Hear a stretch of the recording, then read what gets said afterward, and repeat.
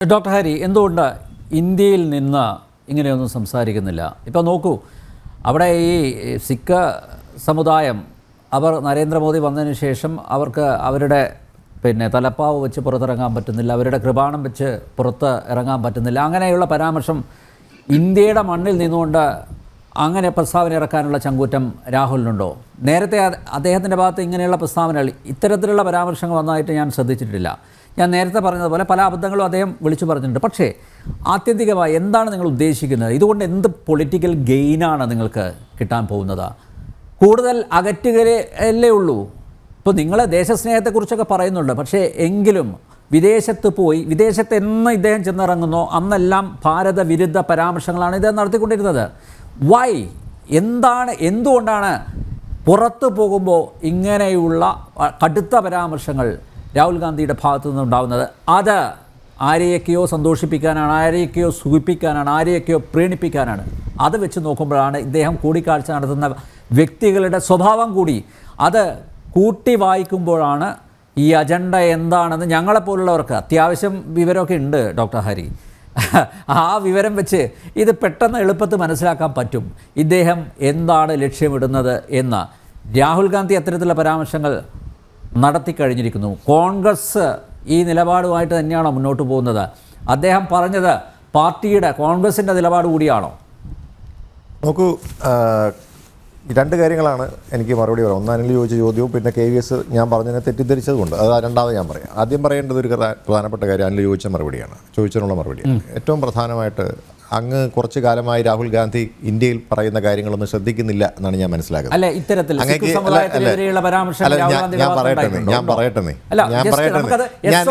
KVS ഇന്നത്തെ ചർച്ചയിലുള്ള ഒരു പ്രത്യേകതയായിട്ട് ഞാൻ കാണാം. സാധാരണ ശ്രീ അനിൽ ഒരു ചോദ്യം ചോദിച്ചാൽ എനിക്ക് മറുപടി പറയാനുള്ള അവസരം തരാറുണ്ട്. ഇവിടെ KVS സംസാരിച്ചപ്പോഴും ഡോക്ടർ മോഹൻ വർഗീസ് സംസാരിച്ചപ്പോഴും അനിൽ ഇടപെട്ട് സംസാരിച്ചില്ല. അതുകൊണ്ട് ഞാൻ ആ ഒരു മര്യാദ എന്നോടും കാണിക്കും എന്ന് പ്രതീക്ഷിക്കുകയാണ്. ഡോക്ടർ ഹരി, ശരിയാണ്, ഞാൻ സാധാരണ സമ്മതിക്കാൻ അനുവദിക്കാറ്. പക്ഷേ താങ്കളെപ്പോലുള്ള KVS സമാനമായിട്ടുള്ള അഭിപ്രായമാണ് പ്രകടിപ്പിച്ചത്. വളരെ പക്വതയോടുകൂടി സംസാരിക്കുന്ന ഡോക്ടർ GV ഹരിയിൽ നിന്ന് ഇതൊന്നും അല്ല പ്രതീക്ഷിക്കുന്നതൊന്നും പറയാനല്ലല്ലോ. ഞാൻ പാർട്ടിയെ റെപ്രസെന്റ് ചെയ്ത് വരുമ്പോൾ അപ്പൊ സ്വാഭാവികമായിട്ട് എന്റെ നിലപാട് കേൾക്കാൻ അങ്ങ് ബാധ്യസ്ഥനാണ്. അങ്ങനെ പറയാൻ അനുവദിക്കും, സമയങ്ങളല്ല. അതുകൊണ്ട് ഞാൻ അങ്ങ് ചോദിച്ച ചോദ്യം എനിക്ക് വ്യക്തമായി ബോധ്യപ്പെട്ടു. ഞാൻ അതിന് മറുപടി പറയാൻ അങ്ങനെ സമ്മതിക്കുന്നില്ല. അതാണ് പ്രശ്നം. അത് ബഹളം വെച്ച് മറുപടി പറയാൻ ഞാൻ ആഗ്രഹിക്കാത്തതുകൊണ്ടാണ്. അപ്പൊ ഇതിനകത്തൊരു പ്രധാനപ്പെട്ട കാര്യം എന്ന് വെച്ച് കഴിഞ്ഞാൽ ഞാൻ പറയാൻ ആഗ്രഹിക്കുന്നു, അതിൽ കുറച്ചു കാലമായി രാജ്യത്തിന്റെ പ്രതിപക്ഷ നേതാവ് പറയുന്നത് കേൾക്കുന്നില്ല എന്നാണ് അങ്ങയുടെ ആ ഒരു ചോദ്യത്തിൽ നിന്ന് ഞാൻ വിലയിരുത്തുന്നത്. അപ്പോൾ അതെന്തുകൊണ്ടാണ് അതിൻ്റെ അർത്ഥം ചാനൽ നമ്പറിന് വിവരമില്ല എന്നല്ല. അങ്ങക്ക് ഈ കാര്യത്തെക്കുറിച്ച് നല്ല ധാരണയുണ്ട്, അതെനിക്ക് കൃത്യമായിട്ട് അറിയാം. പക്ഷേ ഈ ചാനലിരുന്ന് അങ്ങക്ക് ഇത് അവതരിപ്പിക്കുമ്പോൾ ഇങ്ങനെ എന്നോട് ചോദിക്കാൻ കഴിയുള്ളൂ എന്ന് എനിക്ക് പറയാം. അപ്പോൾ ഇതിനകത്ത് മനസ്സിലാക്കേണ്ട ഒരു പ്രധാനപ്പെട്ട കാര്യം, ഇന്ത്യയിൽ ശ്രീ രാഹുൽ ഗാന്ധി എടുത്തിരിക്കുന്ന നിലപാടുകൾ തന്നെയായിരിക്കും അദ്ദേഹം ലോകത്ത് എവിടെ പോയാലും എടുക്കുന്ന നിലപാട്. അതിനകത്ത് അവിടെ ചെല്ലുമ്പോൾ ഒരു നിലപാട്, ചൈനയിൽ ചെല്ലുമ്പോൾ വേറൊരു നിലപാട് എന്നൊരു നിലപാട് എടുക്കാൻ അദ്ദേഹത്തിന് കഴിയില്ല. കാരണം is a man of integrity. അദ്ദേഹം ഇതുവരെ മുന്നോട്ട് വെച്ചത് അദ്ദേഹത്തിൻ്റെ ആശയങ്ങളിൽ അദ്ദേഹം ഒരു വെള്ളം ചേർക്കലുകളും നടത്തിയിട്ടില്ല എന്നെനിക്ക് 100% ഉറപ്പാണ്. അദ്ദേഹം ഇന്ത്യയിൽ വെച്ച് ഇപ്പോൾ ഇന്ത്യൻ പാർലമെൻറ്റിനകത്ത് എടുത്തിരിക്കുന്ന നിലപാട്, BJPക്ക് എതിരായിട്ട് എടുത്തിരിക്കുന്ന നിലപാട് തന്നെയാണ് അദ്ദേഹം ലോകത്തിൻ്റെ ഏത് ഭാഗത്ത് നിന്നാലും അദ്ദേഹത്തോട് ചോദിക്കുന്ന ചോദ്യത്തിന് അദ്ദേഹത്തിന് ആ മറുപടി അല്ലാതെ വേറൊരു മറുപടി പറയാൻ കഴിയില്ല. കാരണം ഇത് രാജ്യത്തിനോടോ രാജ്യത്തിൻ്റെ ഭരണഘടനയോടോ ഉള്ള നിലപാട് വിരുദ്ധത ഒന്നുമല്ല. ഇവിടെ ഈ രാജ്യത്ത് BJP എന്ന് പറയുന്ന രാഷ്ട്രീയ പാർട്ടി എടുത്തിരിക്കുന്നൊരു സമീപനം, തെറ്റായ സമീപനത്തിനെതിരായിട്ടുള്ള നിലപാടാണ് അദ്ദേഹം സ്വീകരിക്കുന്നത്. അദ്ദേഹം അത് ഇന്ത്യക്കകത്തും വെച്ച് സ്വീകരിച്ചിട്ടുണ്ട്. ഇന്ത്യക്കകത്ത് വെച്ച് പറയുമ്പോൾ നിങ്ങൾക്കത് രാഷ്ട്രവിരുദ്ധ നിലപാടായിട്ട് പറയാൻ കഴിയാത്തത് കൊണ്ട് അദ്ദേഹം പുറത്തുപോയി പറഞ്ഞപ്പോൾ അതിനകത്ത് ഞാൻ പറയട്ടെ, എന്നെ കംപ്ലീറ്റ് ചെയ്യാൻ അനുവദിക്കൂ. വീണ്ടും ഇടപെടരുത്. ഈ സിഖുകാർക്ക് ഇവിടെ സ്വതന്ത്രമായി സഞ്ചരിക്കാൻ പറ്റുന്നില്ല, ഞാൻ അതിനുള്ള മറുപടി, അവരുടെ അടയാളങ്ങളുമായി ഇവിടെ പറ്റുന്നില്ല എന്ന ഒരു പരാമർശം, പ്രസ്താവന എന്നെങ്കിലും ഇവിടെ ഭാരതത്തിൽ നിന്നുകൊണ്ട് രാഹുലിന്റെ ഭാഗത്തു നിന്നുണ്ടായിട്ടുണ്ടോ? അദ്ദേഹം പറഞ്ഞിട്ടുണ്ടല്ലോ, നൂറുകണക്കിന് സിഖുകാരുടെ കാര്യം മാത്രമല്ല അദ്ദേഹം പറഞ്ഞിട്ടുള്ളത്. അദ്ദേഹം ഈ രാജ്യത്തുള്ള ഒരു പ്രത്യേക വിഭാഗം ഒഴിച്ച് ബാക്കിയുള്ള വിഭാഗങ്ങൾക്ക് ഈ രാജ്യം മുന്നോട്ട് വെക്കുന്ന നിലപാടിനനുസൃതമല്ലാത്ത സമീപനമാണ് രാജ്യം ഭരിക്കുന്ന BJP സ്വീകരിക്കുന്നത് എന്ന് അദ്ദേഹം പറഞ്ഞിട്ടുണ്ട്. അത് സിഖുകാരുടെ കാര്യത്തിൽ മാത്രമല്ല, ക്രിസ്ത്യാനികളുടെ കാര്യത്തിൽ പറഞ്ഞിട്ടുണ്ട്, മുസ്ലിം ഇസ്ലാം സമുദായത്തിൽപ്പെട്ട ആളുകളുടെ കാര്യത്തിൽ പറഞ്ഞിട്ടുണ്ട്. അത് പാടില്ല എന്നാണ് അദ്ദേഹം പല ആവർത്തി ഇവിടെ പറഞ്ഞിട്ടുള്ളത്. അദ്ദേഹം പറഞ്ഞിട്ടുള്ള കാര്യം എന്താണ്? ഈ രാജ്യത്തിന്റെ, അവിടെയാണ് KVS KVS പറഞ്ഞത് ഞാൻ ഇവിടെ മതവിശ്വാസിയല്ല. ശ്രീ KVS അറിയാവുന്ന പോലെ ഞാനൊരു നല്ല മതവിശ്വാസിയാണ്. മതത്തിനെ അങ്ങേയറ്റം വിശ്വസിക്കുകയും അത് പ്രചരിപ്പിക്കുകയും ചെയ്യുന്ന ആളാണ്. പക്ഷേ ഞാൻ പറയുന്നത് രാജ്യത്തിന് അതാ പാടില്ലെന്നാണ് ഞാൻ പറയുന്നത്. രാജ്യത്തിൻ്റെ ഭരണഘടന സ്റ്റേറ്റ് എന്ന് പറയുന്നതിനാണ് സെക്കുലറാണ് സ്റ്റേറ്റ്. ആ സെക്കുലർ സമീപനം സ്റ്റേറ്റ് സ്വീകരിക്കാതെ വരുന്നതിനെയാണ് ഞാനടക്കമുള്ള ആളുകൾ വിമർശിക്കുന്നത്. ഞാൻ ഒരു ഇൻഡിവിജ്വലിന്റെ കാര്യമല്ല പറയുന്നത്. എനിക്കോ ഡോക്ടർ മോഹൻ വർഗീസിനോ KVSനോ അനിൽ നമ്പ്യാർക്കോ മതം ഉണ്ടാകാൻ പാടില്ല എന്ന് വിശ്വസിക്കുന്ന ആളല്ല ഞാൻ. സംസ്ഥാനങ്ങളിൽ പോകുമ്പോൾ രാഹുൽ ഗാന്ധി ഒരു അങ്ങനെയല്ല, കാശ്മീരിൽ നോക്കൂ, അത് അദ്ദേഹത്തിന്റെ വ്യക്തിപരമായ കാര്യമാണ് അദ്ദേഹം പറയുന്നത്. അദ്ദേഹം പറയുന്നല്ലോ അദ്ദേഹത്തിന്റെ വ്യക്തിപരമായ മതവിശ്വാസം അദ്ദേഹത്തിന് സ്വീകരിക്കാം, അതിനകത്തൊരു സംശയമില്ല.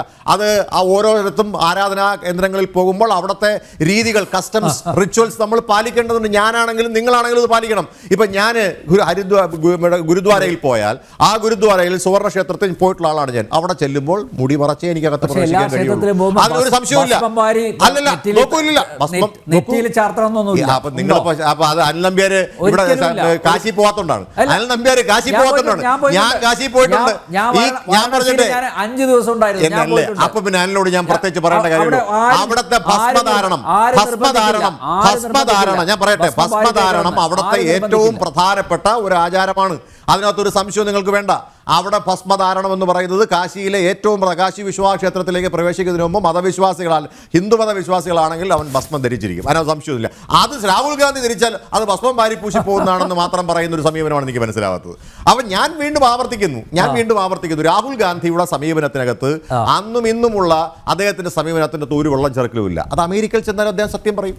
അപ്പം രാജ്യത്ത് നിലനിൽക്കുന്ന സമീപനം അതെന്താണ്? അദ്ദേഹത്തോട് എന്താ നിങ്ങൾ കാണിച്ചത്? രാജ്യത്ത് അദ്ദേഹത്തോട് വ്യക്തിപരമായി എന്താ നിങ്ങൾ കാണിച്ചത്? അദ്ദേഹം ഈ രാജ്യത്ത് ജനാധിപത്യത്തിന് വേണ്ടി സംസാരിച്ചപ്പോൾ അദ്ദേഹത്തെ ഈ രാജ്യത്തിൻ്റെ പാർലമെന്റിൽ തന്നെ ഇല്ലാതാക്കാൻ ശ്രമിച്ചു. എങ്ങനെയാണ് ഇല്ലാതാക്കാൻ ശ്രമിച്ചത്? ആ ഇല്ലാതാക്കാൻ ശ്രമിച്ച രാഹുൽ ഗാന്ധി ഈ രാജ്യത്തിൻ്റെ ജനങ്ങൾ 2 കൈ നീട്ടി സ്വീകരിച്ചു. അപ്പം ഇവിടെ ഈ സൗത്തിൽ നിന്നും നോർത്തിൽ നിന്നും വിജയിച്ച ഏക MP അദ്ദേഹമാണ്. ഏറ്റവും കൂടുതൽ വോട്ടിന്റെ ഭൂരിപക്ഷത്തിലാണ്. അത് 1ഉം 2ഉം 1500 വോട്ടിന്റെ ഭൂരിപക്ഷത്തിലല്ല ജയിക്കുന്നത്. അപ്പൊ അത് അദ്ദേഹത്തിന്റെ ഈ രാജ്യത്തിന്റെ ജനങ്ങൾക്ക് അദ്ദേഹത്തിന്റെ സമീപനത്തോടുള്ള അംഗീകാരമായിട്ടാണ് ഞാൻ അതിനെ കാണുന്നത്. അതുകൊണ്ട് തന്നെ സ്വാഭാവികമായിട്ട് അദ്ദേഹം അവിടെ പോകുമ്പോൾ അദ്ദേഹത്തോടുള്ള ചോദ്യങ്ങൾ അങ്ങനെയുള്ളതാണ്. അദ്ദേഹം ആരോടാണ് സംവദിക്കുന്നത്? അവിടെയുള്ള വളരെ പ്രോഗ്രസീവായ വിദ്യാർത്ഥികളോടാണ്. അവർ ചോദിക്കുന്ന ചോദ്യങ്ങൾക്ക് അദ്ദേഹം സ്വാഭാവികമായിട്ടും ഉത്തരം പറയും. ആ ഉത്തരത്തിനകത്ത് സത്യമുണ്ടെങ്കിൽ ആ സത്യം നമ്മൾ തിരുത്തി, അത് തെറ്റാണെങ്കിൽ തിരുത്തി മുന്നോട്ട് പോകാൻ സ്റ്റേറ്റ് തയ്യാറാവണമെന്നാണ് ഞാൻ ആഗ്രഹിക്കുന്നത്. അങ്ങനെ ഒരു സമീപനം എന്താ അദ്ദേഹം പറയുന്നത്? രാജ്യത്തിൻ്റെ ഭരണഘടന അദ്ദേഹം എന്ത് ഉയർത്തിപ്പിടിച്ചാണ് മുന്നോട്ട് പോയത്? രാജ്യത്തിൻ്റെ ഭരണഘടന ഉയർത്തിപ്പിടിച്ച് മുന്നോട്ട് പോയി. രാജ്യത്തിൻ്റെ ഭരണഘടന മുന്നോട്ട് വെക്കുന്ന ആശയങ്ങളെ ഇവിടെ നടപ്പാക്കണമെന്ന് പറയുന്നതാണോ രാജ്യവിരുദ്ധത? അതൊരിക്കലും രാജ്യവിരുദ്ധ. ഡോക്ടർ മോഹൻ വർഗീസ് പറയട്ടെ, അത് രാജ്യവിരുദ്ധതയാണോ? അത് രാജ്യവിരുദ്ധതയല്ല. ഈ രാജ്യത്തിന്റെ ഭരണഘടന മുന്നോട്ട് വെക്കുന്നത് നിങ്ങൾ ആ ഭരണഘടനയെ മാറ്റാൻ ശ്രമിച്ചത്, BJP ആ ഭരണഘടനയെ മാറ്റാൻ ശ്രമിച്ചതിനെതിരായിട്ടാണ് അദ്ദേഹം പ്രവർത്തിച്ചത്. ഭരണഘടന ഇപ്പോഴാണല്ലോ നിങ്ങൾക്ക് അങ്ങനെയൊന്നും പറയില്ല. ഈ ഭരണഘടന എന്ന് പറയുന്നത് ഈ രാജ്യത്തിന് വേണ്ടി സംഭാവന ചെയ്തത് കോൺഗ്രസ് മാത്രമൊന്നുമാണെന്ന് ഞാൻ പറയുന്നില്ല. കോൺഗ്രസ് 300ഓളം ആളുകൾ 2 വർഷക്കാലവും 11 മാസക്കാലവും 18 ദിവസവും എടുത്ത് ചർച്ച ചെയ്ത് ഈ രാജ്യത്ത് ഉണ്ടാക്കിയതാണ്. അത് ഒരാളുടെ മാത്രം കോൺട്രിബ്യൂഷൻ ആയിട്ടൊന്നും ഞാൻ കണക്കാക്കാൻ കഴിയില്ല. അതാണ് ഞാൻ പറയട്ടെ. അപ്പൊ അതുകൊണ്ട് തന്നെ ഈ ഭരണഘടന നിലനിൽക്കണമെന്ന് ഈ രാജ്യത്തെ ജനങ്ങൾ ആഗ്രഹിക്കുന്നു.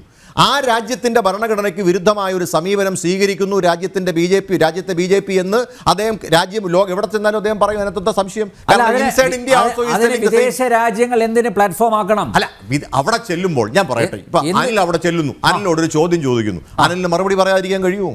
ഇല്ലാത്ത കാര്യം പറയാൻ പറ്റൂ. ഇപ്പൊ ഡോക്ടർ മോഹൻ വർഗീസ് ഇവിടെ തിരുവനന്തപുരത്ത് അല്ലെങ്കിൽ അദ്ദേഹം കേരളത്തിൽ താമസിക്കുന്ന ഒരാളാണ്. ഇവിടെ കേരളത്തിന്റെ ഇപ്പോഴത്തെ അവിടുത്തെ സ്ഥിതി എന്താണെന്ന് ചോദിച്ചാൽ അദ്ദേഹത്തിന് കള്ളത്തരം പറയാൻ പറ്റുമോ? ഗംഭീരാണെന്ന് പറയാൻ പറ്റുമോ? കേരളത്തിന്റെ സ്ഥിതി എന്താണെന്നുള്ളത് അദ്ദേഹത്തിന് പറഞ്ഞല്ലേ പറ്റൂ. ഞാനാണെങ്കിലും പറഞ്ഞല്ലേ പറ്റൂ. ഇന്ത്യ അലയൻസിനെ കുറിച്ചുള്ള ഒരു ചോദ്യം താങ്കൾ ശ്രദ്ധിച്ചല്ലോ, അത് സാമൂഹ്യ മാധ്യമം കണ്ടല്ലോ അല്ലേ? എന്താണ് അപ്പൊ അദ്ദേഹം പറയുന്നു, അത് ഇന്ത്യ അലിയൻസ് എന്ന് പറയുന്നത് ബി ജെ പിയുടെ അങ്ങനെ ഒരു ഇത് കോയിൻ ചെയ്തിരിക്കുന്നത്. പക്ഷേ അങ്ങനെയല്ല. അപ്പോൾ ചോദിക്കുന്നുണ്ട്, അങ്ങനെയാണെങ്കിൽ ഇങ്ങനെ പോലെ എന്നതുകൊണ്ട് എന്താണ് ഉദ്ദേശിക്കുന്നത്? അത് കൃത്യമായ മറുപടി പറയാൻ പോലും പറ്റിയില്ല. ഞാൻ പറയട്ടെ 2-3 കാര്യങ്ങൾ. നമ്മളെ സംബന്ധിച്ചിടത്തോളം ഇപ്പം നമ്മളിപ്പോൾ പറഞ്ഞു വന്നിരിക്കുന്നത് ഇത് ചെറിയൊരു കാര്യമാണ്. അതിനേക്കാൾ വലിയ കാര്യമാണ് അനിലിനോട് ചോദിച്ചത്. അല്ല, ഞാൻ അതിലേക്ക് വരാം. ഇതിനകത്ത് നമ്മൾ മനസ്സിലാക്കുന്ന പ്രധാനപ്പെട്ട കാര്യം രാഹുൽ ഗാന്ധിയുടെ നിലപാട്. ഞാൻ പറയട്ടെ, ഒരു പതർച്ചയില്ല. നോക്കൂ, ഈ രാജ്യത്ത് കഴിഞ്ഞ 10 വർഷക്കാലം ഒരു പതർച്ചയുമില്ലാതെ അദ്ദേഹം എടുത്ത നിലപാടിൽ ഉറച്ചു നിന്നുകൊണ്ട് ഫൈറ്റ് ചെയ്യാൻ ആ മനുഷ്യന് സാധിച്ചിട്ടുണ്ടെങ്കിൽ ഇനിയും ആ സമീപനത്തിൽ തന്നെ അദ്ദേഹം മുന്നോട്ട് പോകും. ഒറ്റ കാര്യമേ ഉള്ളൂ. ഇതിനകത്ത് ഈ എതിർക്കുന്ന ആളുകളോടും അദ്ദേഹത്തിന് സ്നേഹമുള്ളൂ. പക്ഷേ അദ്ദേഹം പറയുന്നൊരു പ്രധാനപ്പെട്ട കാര്യം എന്താണെന്നറിയും, നമ്മളെല്ലാവരോടും എടുക്കേണ്ട ഒരു സമീപനം അത് പോസിറ്റീവായിട്ടുള്ള സമീപനമാണ്. അതിനകത്ത് ജാതി, മത, വർഗ, ജെൻഡർ ഇതൊന്നും വരാൻ പാടില്ല. അത് രാജ്യം മുന്നോട്ട് വെക്കുന്ന, നമ്മുടെ രാജ്യം മുന്നോട്ട് വെക്കുന്നതാണ്. എന്താണ് ലോകാ സമസ്ത സുഖിനോ ഭവന്തു എന്ന് പറയുന്ന വലിയ ആശയം. അത് ലോകത്തിന് ബാധകമാണെന്നേ. നമുക്ക് ശത്രു രാജ്യം എന്നൊരു സങ്കല്പം പോലും അദ്ദേഹത്തിൻ്റെ മനസ്സിലില്ലെന്നാണ് ഞാൻ മനസ്സിലാക്കുന്നത്. ശ്രീ രാഹുൽ ഗാന്ധി മുന്നോട്ട് വെക്കുന്ന ആശയം അതാണ്. ആ ആശയത്തെയാണ് ജനങ്ങൾ അംഗീകരിച്ചിട്ടുള്ളത്. ടു ബി ഫ്രാങ്ക്, ഇതിലൊന്നും ഒരു പോസിറ്റിവിറ്റി ഞാൻ കാണുന്നില്ല. അത് അനിലിന്റെ പ്രശ്നമാണ്, അത് രാഹുൽ ഗാന്ധിയുടെ പ്രശ്നമല്ല. അത് അനിൽ നമ്പ്യാരുടെ പ്രശ്നമാണ്. അതിനകത്ത് പോസിറ്റിവിറ്റി കാണാത്തത്. ഇതൊക്കെ പോസിറ്റീവ് ആയിട്ടുള്ള തോട്ട്സ് ആണ് എന്ന് ഞാൻ കരുതുന്നില്ല. നോക്കൂ, ഒന്നാമത്തെ ചോദ്യം, ലോക സമസ്ത സുഖിനോ ഭവന്തു പോസിറ്റീവ് അല്ലേ? ഇതൊന്നും എനിക്ക് മറുപടി പറയൂ. ലോക സമസ്ത സുഖിനോ ഭവന്തു പോസിറ്റീവ് അല്ലേ? അതെ, ആ സമീപനമാണ് രാഹുൽ ഗാന്ധി മുന്നോട്ട് വെക്കുന്നത്. ഒരിക്കലുമല്ല. അദ്ദേഹം മുന്നോട്ട് വെക്കുന്ന സമീപനം എന്ന് പറയുന്നത് ലോകത്തെ എല്ലാവരും സുഖമായി ജീവിക്കണമെന്നാണ്. അത് മനുഷ്യർ മാത്രമല്ല, കോൺഗ്രസ്സുകാർ പോലും രാഹുൽ ഗാന്ധിയുടെ നിലപാടുകളെ, ഞങ്ങൾ രാഹുൽ ഗാന്ധിയുടെ നിലപാട്, ഞങ്ങളുടെ സമുന്നതനായ നേതാവാണ് ഞങ്ങളുടെ സമുന്നതനായ നേതാവാണ് അദ്ദേഹം. അതുകൊണ്ട് ഞങ്ങൾക്ക് അദ്ദേഹത്തിന്റെ നിലപാട് തന്നെയാണ് പലരും കോൺഗ്രസ് വിട്ടുപോയത്. കോൺഗ്രസ് വിട്ടുപോയവരൊക്കെ തിരിച്ചു വന്നുകൊണ്ടിരിക്കുകയാണല്ലേ? അല്ലെ, പോയവരൊക്കെ തിരിച്ചു വന്നുകൊണ്ടിരിക്കുക. എങ്ങനെ അകത്തേക്ക് തിരിച്ചു വരാം എന്നുള്ള സമീപനമാണ് അവർ സ്വീകരിക്കുന്നത്. പോയവർ പോട്ടെ എന്ന സമീപനമാണ് അദ്ദേഹം എടുത്തിട്ടുള്ളത്, അന്നും ഇന്നും എന്നും. ഓക്കെ, അത്രേ ഉള്ളൂ.